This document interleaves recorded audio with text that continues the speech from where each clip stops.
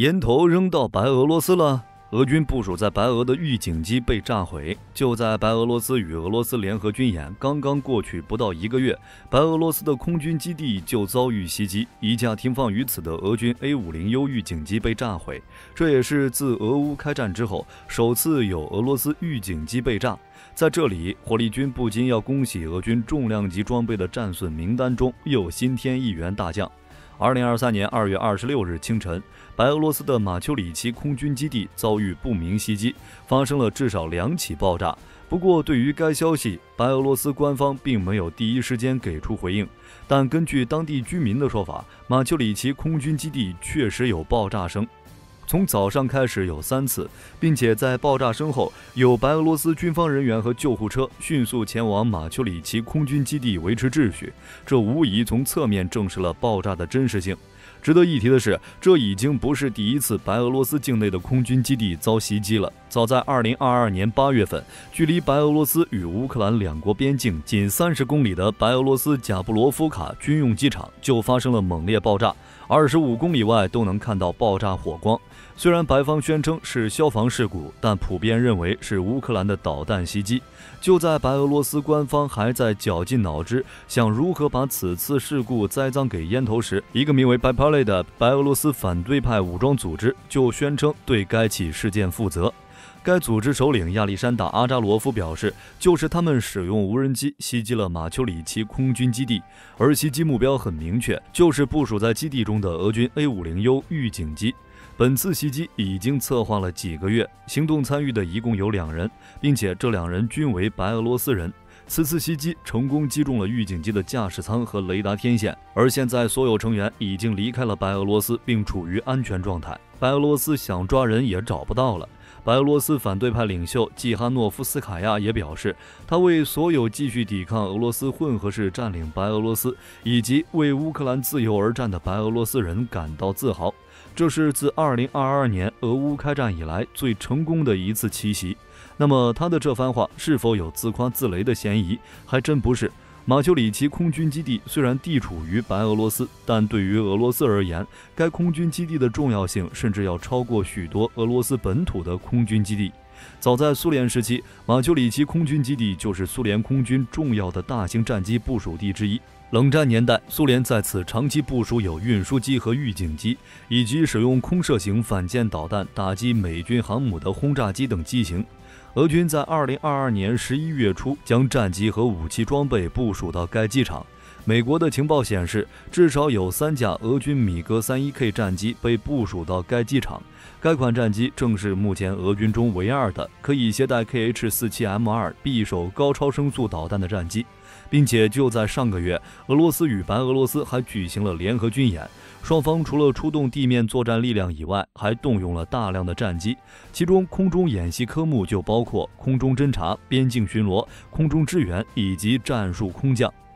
在此次演习中，俄罗斯就动用了 A50U 预警机，与白俄罗斯空军的战机组成编队进行联合巡逻飞行。可以说，此次军演空军才是重点。一方面是俄罗斯想秀肌肉，发挥一下想象中存在但现实中并不存在的威慑力；另一方面则是通过演习将更多的战机部署到马丘里奇空军基地。装备 A50U 预警机的俄罗斯空军144预警机航空团的部分部队就在此期间刚刚抵达马丘里奇空军基地。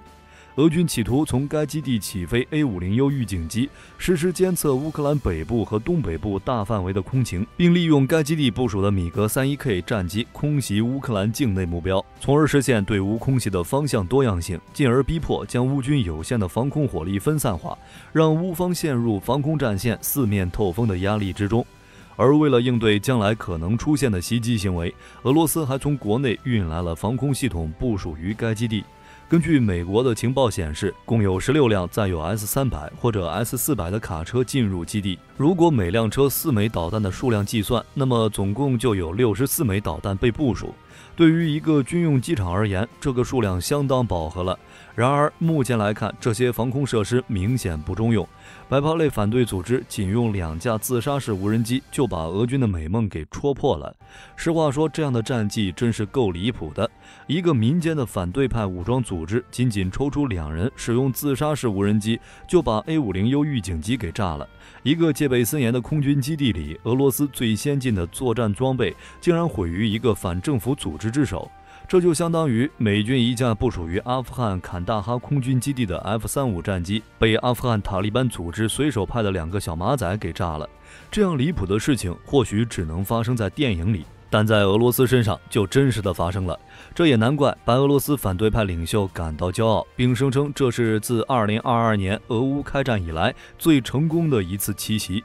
并且马丘里奇空军基地距离白俄罗斯首都明斯克仅12千米，该空军基地被炸意味着近在咫尺的白俄罗斯首都同样不再安全。自杀式无人机能成功炸一个戒备森严的空军基地，那仅12千米外的明斯克自然也在打击范围之内，即使部署再多的俄军防空系统也在劫难逃。这对于白俄罗斯而言，无疑很多位于首都的政府官员要睡不好觉了。而从俄罗斯的角度而言， A50U 预警机被炸无疑会引起莫斯科方面的震怒，毕竟此前俄罗斯的空军基地就遭遇了乌克兰自杀式无人机的袭击，承受了不少损失不说，这一次却再度重蹈覆辙。而白袍类组织接下来的话估计会让俄罗斯人气得半死。该组织继续嘲讽道，之所以选中 A50U 预警机作为目标，是因为它有一个很大的雷达天线罩，他们在机场上轻而易举地就锁定了 A50U。 这么明显的天线罩在地图上仿佛靶子一般，毕竟俄军的 A50U 预警机安装了一个直径为9米、高2米的全方位旋转雷达天线罩，这样看来长得太出众有时也不是什么好事。A50U 作为目前俄罗斯空军手中唯一的一款预警机，是由老旧的 A50 预警机升级改进而来。A50 预警机由苏联伊留申设计局于20世纪70年代研制。伊留申设计局最为出名的机型即俄罗斯伊尔系列运输机。A50 预警机就是该设计局以伊尔 76MD 运输机为平台，加装大黄蜂脉冲多普勒雷达研制而出的产物。A50 预警机于1978年年底完成原型机生产并首飞，随后在1984年开始服役。A50 预警机的技术水平即使放在90年代也是相当落后，因此俄罗斯专门将已有的 A50 改装升级成更先进的 A50U 型，但即便是升级后，也仅装备的是3座标脉冲多普勒雷达。相比之下，目前主流的预警机采用的都是有源相控阵雷达，不仅探测范围更大，还能精准识别更小的目标。然而，就是这么个不算先进的预警机，也是俄罗斯唯一能拿出手的东西了。由于俄罗斯经济的持续低迷，用于发展军备的资金日益减少，导致俄罗斯空军的作战能力大大下降。很多飞机因为缺少燃料和维修保养，不得不孤零零地停放在空无一人的机场上。A50 预警机也不例外。目前，俄罗斯空军仅装备有9架 A50 系列预警机，其中还包括以封存状态保留的3架 A50M。该型机被认为是 A50U 的设计原型机，只是用于为 A50U 充当器官捐献者，将零部件拆卸下来供 A50U 使用。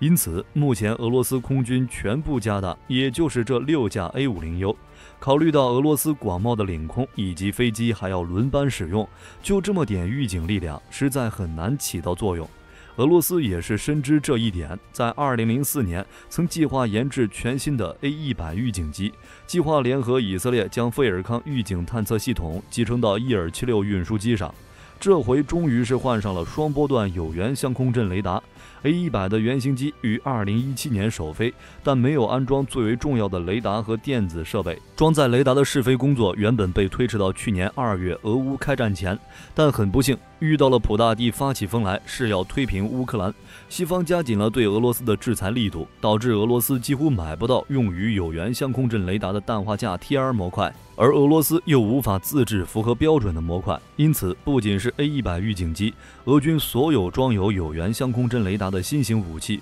例如苏57战机都受到了影响，导致生产困难。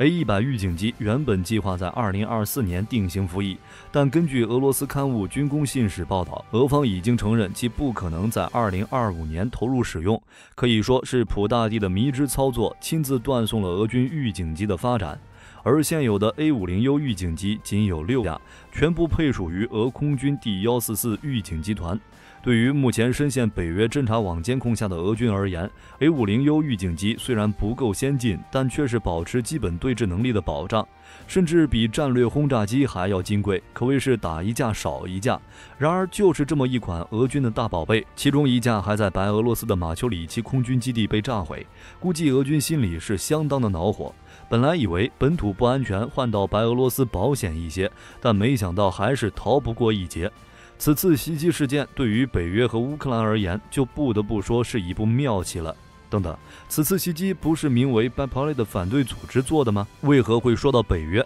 你们不会真的认为一个民间组织就能炸掉空军基地严密保护的战机吧？该组织能够成功炸掉俄军的 A50U 预警机，大概率是乌克兰和北约的情报组织发挥了至关重要的作用。马丘里奇空军基地的实时布防情况应该是北约提供的，而自杀式无人机则80%是乌克兰提供的。我们回归正题，为何说这是一部妙棋呢？因为此前白俄罗斯总统卢卡申科曾经宣告，白俄罗斯是和平追随者，不会参战，但如果白俄罗斯遭到侵犯，他们将予以坚决反击。这话还没说完，军事基地就被炸了。你说这让卢卡申科怎么办？动手还是不动手？动手吧，自己心里清楚，这狠话也就是吓唬乌克兰和北约用的。毕竟卢卡申科也是一个老油条，站队俄罗斯也是不得已而为之。不动手吧，又有点窝囊，这不给卢卡申科出难题吗？现在是空军基地遇袭，之后是否还会发生更严重的事件？白俄罗斯想在地缘政治中独善其身，注定是一条艰难的道路。好了，这就是本期的全部内容。你们认为此后北约针对白俄罗斯还会有哪些动作？欢迎将看法发表在评论区。我是火力军，我们下期再见。